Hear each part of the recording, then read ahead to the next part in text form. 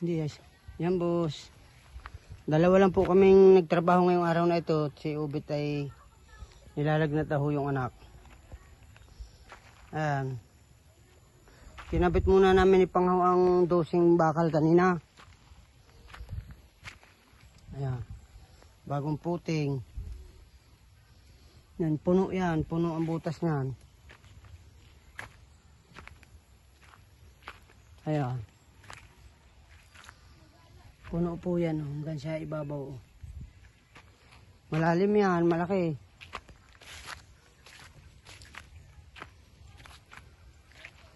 Bali, 4 na simento, 5 poste na nalagyan natin, 4 na simento ang nahalo namin ngayong araw na ito.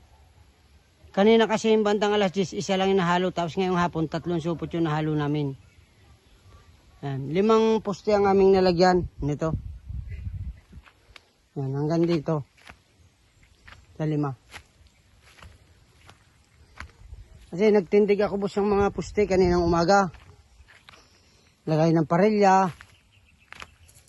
Yan, tulad yan. Parilya, tinali, parilya, lagay, 12. Natapos ako ng alas 10 paglalagay ng parilya. Yan. Inipit ko yung tali kasi dito ang daan ng tali. Malalim naman na yan, boss. Yan. Ngayon, kausapin ko si Nila kung papayagtibagin ito, yung asawa niya walang gawa, edi yun na lang ang pagtibagin natin. Upahan mo na lang. Kami naman ay dito. Yan. Kakausapin ko po. Bali 12 poste yung naitindig ko.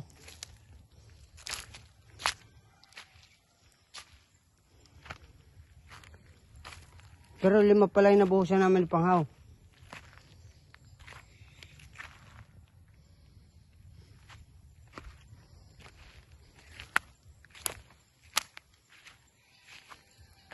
Hanggang dito ako sa kanto. Basta tayo hanggang dito tayo sa tali. Ayan. Loob ang baka, loob ang hollow block.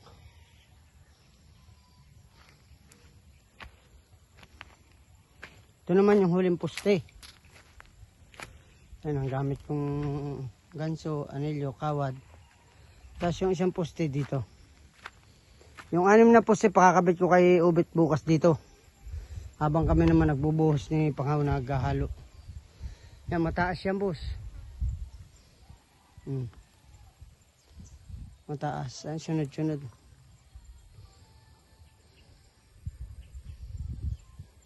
Paspasan niya ngayong hapon wala halos pahinga.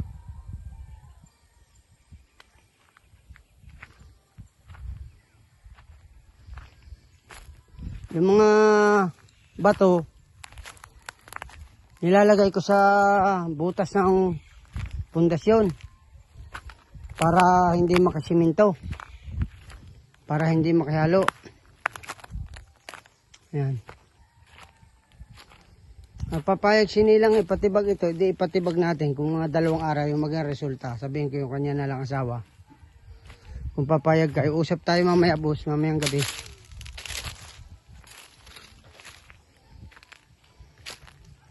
Nila! Nila! Pido! Pido!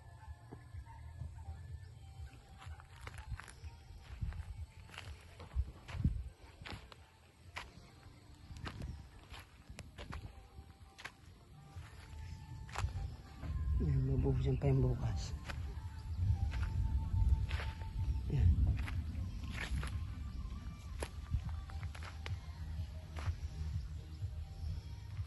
Yan, nilalagay ko yung mga bato para kasi kung purong graba at buhangin, ang isang simento halos kulang.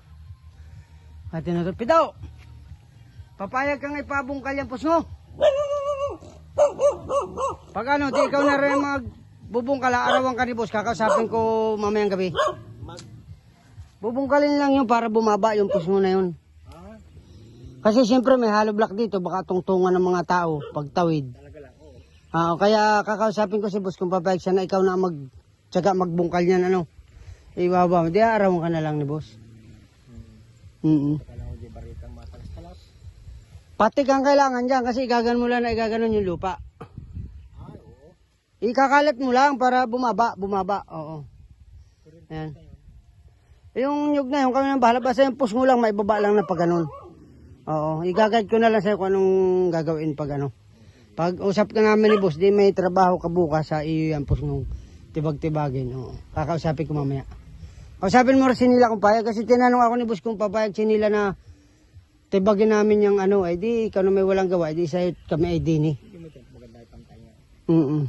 Oo. Boss, hanggang dito lang at magsi 6 minutes. Sige po, kausap tayo mamaya. Sige po, salamat. Bye-bye. God bless po. Bye-bye.